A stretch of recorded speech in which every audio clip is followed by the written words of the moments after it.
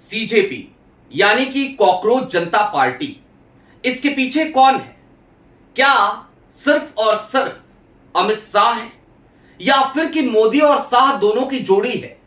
और क्या यह पार्टी सिर्फ राहुल गांधी को रोकने के लिए बनाई गई है या फिर कि यह मूवमेंट दरअसल राहुल को रोकने के साथ साथ मोदी जी को निपटाने के लिए, या फिर कि मोदी कैबिनेट के 6 मंत्रियों के इस्तीफे के लिए बनाया गया है? कहा जाता है ना, जो बलि दी जाती है वो हमेशा बकरे की दी जाती है, सिपाही की दी जाती है, शेर की बलि नहीं दी जाती, राजा की बलि नहीं दी जाती। तो क्या राजा को बचाने की कोशिश की जा रही है आज इस मूवमेंट के जरिए? क्योंकि आज की तारीख में सीजेपी का जो प्रोटेस्ट हुआ, फ्लॉप प्रोटेस्ट था। हालांकि 3 साढ़े 3 बजे अभिजीत दीपके जाकर के गाड़ी में बैठ गए, उसके बावजूद वहां पर नारा क्या गूंजा? धर्मेंद्र प्रधान इस्तीफा दो। जबकि दूसरी तरफ नारे क्या गूंज रहे हैं? Modi weak, paper leak. नारे क्या गूंज रहे हैं एनएसयूआई और कांग्रेस के प्रोटेस्ट में? प्रधानमंत्री नरेंद्र मोदी इस्तीफा दो। तो क्या ये खेल समझना बड़ा मुश्किल है, बड़ा जटिल है? जाहिर सी बात है नहीं, सारी बातें जरा खुलकर करेंगे और एक बार फिर कुछ और अपडेट्स के साथ सीजेपी के इस प्रोटेस्ट पर विश्लेषण करने की जरूरत है। नमस्कार, मैं स्वप्निल और आप मुद्दा देख रहे हैं। दोस्तों, आगे बढ़ें उससे पहले वही छोटी सी अपील। मुद्दा इन दिनों एक गंभीर आर्थिक संकट से जूझ रहा है। एक तरफ जहां हमारे मेन बैंक अकाउंट्स बीते लंबे समय से फ्रीज चल रहे हैं, तो दूसरी तरफ हमारे 2.5 साल पुराने चैनल को हमसे लंबे समय तक छीन कर भी रखा गया था। ऐसे में डे टू डे ऑपरेशंस में मुद्दा को काफी मुश्किलों का सामना करना पड़ता है। लिहाजा आपसे गुजारिश है, यदि आप चाहें तो स्क्रीन पर दिख रहे क्यूआर कोड या फिर के नीचे दिख रहे यूपीआई नंबर्स के जरिए मुद्दा की छोटी छोटी मदद जरूर कीजिएगा, ताकि हमारी बेबाकी यूं ही बरकरार रहे। अब आगे बढ़ते हैं और सीधे तौर पर जरा आज कॉकरोच जनता पार्टी के इस प्रोटेस्ट का विश्लेषण करते हैं।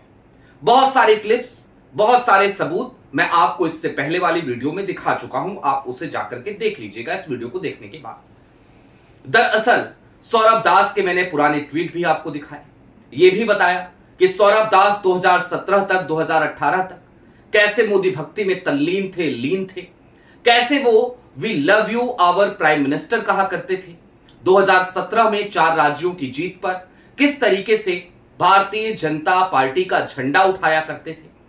अब उससे आगे बढ़ के भी जरा कुछ सोचने की जरूरत है, और इसीलिए मैंने कहा 6 मंत्रियों का इस्तीफा। बीते कुछ समय से 12 साल में कभी ऐसी स्थिति नहीं आई मोदी जी के सामने। वो इतने कमजोर कभी नहीं हुए जिस तरीके की आज हालात इस देश में पैदा हो गए हैं। सड़कों पर मोदी जी के इस्तीफे की मांग इस देश का युवा कर रहा है, इस देश का जनजी कर रहा है, और ये स्थिति बहुत ज्यादा खतरनाक है प्रधानमंत्री नरेंद्र मोदी की छवि के लिए, भारतीय जनता पार्टी की सरकार के लिए भी। लिहाजा अब छवि को कैसे बचाया जाए, तो जाहिर सी बात है इसके लिए सिर्फ एक ही तरीका और एक ही तरीकेकार दिखता है कि कुछ लोगों को बलि का बकरा बनाओ, बकरे की बलि दे दो। अब वो बकरे कौन कौन से हो सकते हैं, जरा वो भी समझिए। दरअसल आज की तारीख में इस देश के युवा के सबसे ज्यादा टारगेट पर हैं धर्मेंद्र प्रधान।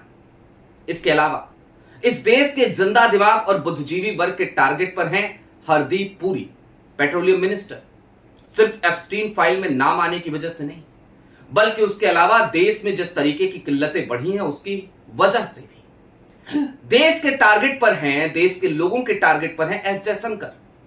लोग चाहते हैं कि भाई विदेश नीति का इतना बंटाधार करने वाला व्यक्ति आखिरकार उस कुर्सी पर इतने दिनों तक क्यों बैठा है।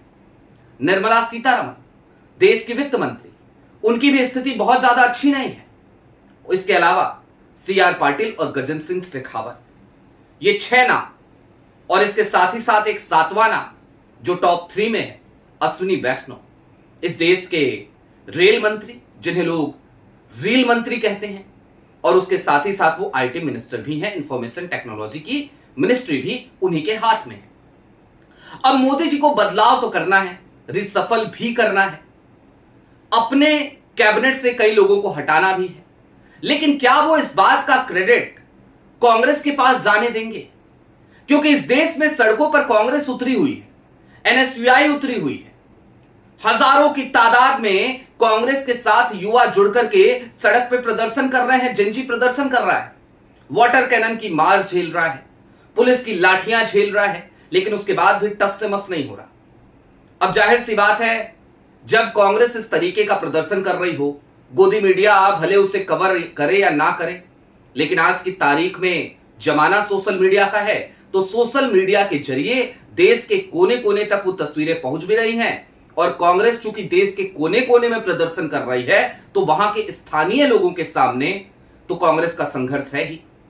अब ऐसे में अगर धर्मेंद्र प्रधान का इस्तीफा कांग्रेस के इस प्रोटेस्ट के बीच ले लिया जाए, तो जाहिर सी बात है इसका क्रेडिट कांग्रेस को जाएगा, इसका क्रेडिट राहुल गांधी को जाएगा। राहुल गांधी की ही तो मांग थी, सैग धर्मेंद्र प्रधान, रेजिग्नेशन लीजिए धर्मेंद्र प्रधान से। राहुल गांधी की ही तो मांग थी कि एप्स्टीन फाइल में नाम आया हरदीप पुरी का, हटाइए हरदीप पुरी को कैबिनेट से बाहर। कांग्रेस की ही तो डिमांड थी, लेकिन कांग्रेस को जीतते हुए कैसे देख सकते हैं? लिहाजा एक मुखौटा, एक बहरूपिया ला करके खड़ा किया गया, जिसको नाम दिया गया कॉकरोच जनता पार्टी। और अब मैं कोई थ्योरेटिकल बातें नहीं कर रहा, यह सब कुछ बहुत प्रैक्टिकल है, आईने की तरह सारी तस्वीरें साफ हो जाती हैं। दोस्तों, एक मिथ है और यह कहा जाता है, एक कहानी है कि डाकू रत्नाकर वो महर्षि वाल्मीकि बन गए थे। लेकिन क्या आम तौर पर एक डाकू अचानक से संत बन सकता है? क्या उसका हृदय परिवर्तन अचानक से हो जाएगा? इस बात पर संदेह पैदा होता है।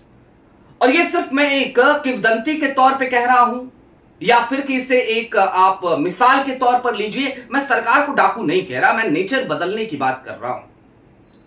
अब दोस्तों देखिए ना, यह कितना अजीब नहीं है कि इस देश में जब बेटियां, इस देश की पहलवान बेटियां, वो उसी जंतर मंतर पर प्रदर्शन करती हैं, तो उनको घसीटा जाता है सड़कों पर।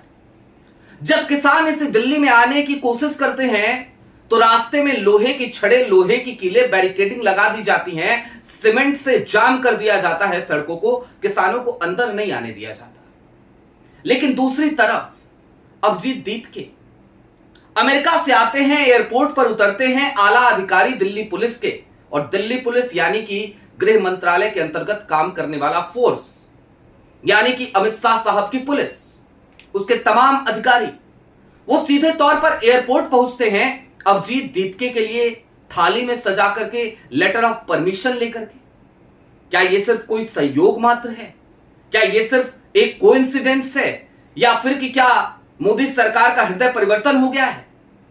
आज की तारीख में ही जब राजस्थान से लेकर हरियाणा तक लगातार एनएसयूआई प्रदर्शन कर रही है, तो उनको वहां की पुलिस का सामना करना पड़ रहा है, वाटर कैनन से लेकर लाठियां तक। वहां वो संघर्ष कर रहे हैं, लेकिन दूसरी तरफ सीजेपी को सहूलियतें दी जाती हैं।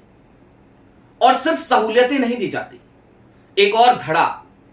मैं कई बार कहता हूं ना कि ये पार्टनर क्राइम है आज की तारीख की गोदी मीडिया। जिस तरीके से लोकतंत्र का हनन कई बार हमें देखने को मिलता है, या लोकतंत्र का माहौल उड़ाया जाता है, ऐसे में एक बड़ा रोल है इस देश की गोदी मीडिया का। तो वो गोदी मीडिया जो एनएसयूआई के प्रोटेस्ट को नहीं दिखा रही, कांग्रेस के प्रोटेस्ट को नहीं दिखा रही, वो एनएसयूआई के प्रोटेस्ट और कांग्रेस को प्रोटेस्ट को ना दिखाने वाली गोदी मीडिया आज सीजेपी को 24/7 कवरेज दे रही है। अभिजीत दीपके एयरपोर्ट पे अब उतर गए हैं, लैंड कर गए हैं, अब बाहर निकलेंगे, आला अधिकारी उनसे मिल रहे हैं, सुरक्षा की व्यवस्था चाक चौबंद है। अभिजीत दीपके एयरपोर्ट से बाहर निकले, गाड़ी में बैठे, जंतर मंतर पहुंच रहे हैं, पुलिस की गाड़ियां उनको एस्कॉर्ट कर रही हैं। कैसे? सरकार के खिलाफ ही तो प्रोटेस्ट करने जा रहे थे ना। इसका एक ही तरीका है कि अभिजीत दीपके और सरकार दोनों एक ही थैली के चट्टे बट्टे। अमित शाह साहब की पुलिस आनन फानन में अगर परमिशन देती है तो इसका एक ही मतलब है कि यह शाह साहब की मर्जी थी। अब शाह साहब की मर्जी के दो मायने हो सकते हैं। या तो शाह साहब मोदी जी की इमेज बचाने की चिंता कर रहे हैं, इस वजह से वो इस तरीके के किसी प्रायोजित प्रोटेस्ट को पूरी सहूलियतें मुहैया करा रहे हैं, या फिर कि दूसरा जो कारण है, जो एक थ्योरी मेरे मन में आती है, वो ये हो सकता है कि शाह साहब चूंकि अब जानते हैं कि मोदी जी का समय पूरा हो चुका है, मोदी एरा खत्म हो चुका है, लिहाजा स्क्रिप्ट लिखी जा चुकी है कि 9 जून को मोदी जी रिकॉर्ड तोड़ देंगे नेहरू जी का निर्वाचित प्रधानमंत्री के तौर पर, और उसके बाद से वो कभी भी इस्तीफा दे दें, क्या फर्क पड़ता है। तो दूसरा यह हो सकता है कि शाह साहब इन लांछनों के साथ जब देश की सबसे बड़ी कुर्सी पर बैठे, क्योंकि उनकी नजर भी है, लोग कहते हैं कि उनकी बड़ी इच्छा है प्रधानमंत्री की कुर्सी पर बैठने की, तो बहुत हद तक संभव है कि वो ये चाहते हो कि जब मोदी जी के बाद वो इस कुर्सी पर बैठे बचे हुए कार्यकाल के लिए, तो कम से कम ये जो अब तक के पाप हैं या पापी लोग हैं इस कैबिनेट में, इन लोगों का बोझ उन्हें ना उठाना पड़े, और ये लोग, इन लोगों के पर कतर दिए गए, इन लोगों को हटा दिया गया, इसका क्रेडिट कांग्रेस को ना जाए, इसका क्रेडिट राहुल गांधी को ना जाए, क्योंकि जैसे ही ये क्रेडिट जाएगा कांग्रेस और ज्यादा मजबूत हो जाएगी। कांग्रेस 2029 में उसका सामना अमित शाह साहब या भारतीय जनता पार्टी ज्ञानेश कुमार को साथ लेकर भी नहीं कर पाएंगे, लिहाजा ये सब कुछ किया जा रहा है। अब दोस्तों, चलते चलते बस इस बात को समझिए, और मैं आपसे इसलिए कह रहा हूं क्योंकि आपको सतर्क रहने की जरूरत है। यह देश एक बार पहले भी बेवकूफ बन चुका है।